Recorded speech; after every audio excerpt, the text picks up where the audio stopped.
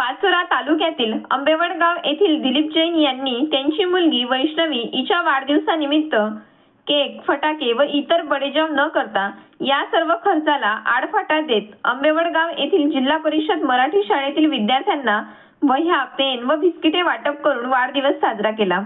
माजी तंटामुक्ती अध्यक्ष पितांबर कोळी, सौ सुरेखा जैन, सत्यजित जैन, दिलीप जैन, शिक्षिका वृषाली सोनार, शिक्षक दिनेश पाटील, विजय पाटील व रोजगार सेवक छाया शिंदे हे उपस्थित होते। जिल्हा परिषद प्राथमिक शाळा वडगाव आंबे तालुका पाचोरा येथे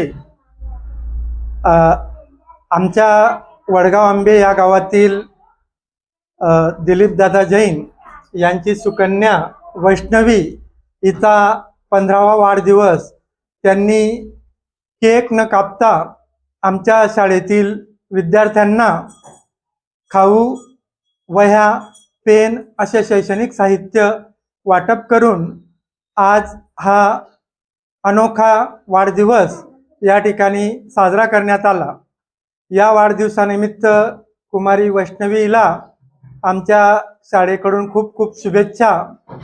तिला भगवंताने निरोगी दीर्घायुष्य देवो, सुख शांती लाभो अशी आमच्या शाळेकडून परमेश्वराला प्रार्थना करतो। अशा प्रकारचे वाढदिवस प्रत्येक गावात जर साजरे झाले तर जे शाळेतील विद्यार्थी आहेत त्यांना शैक्षणिक साहित्य मिळण्यास मदत होईल।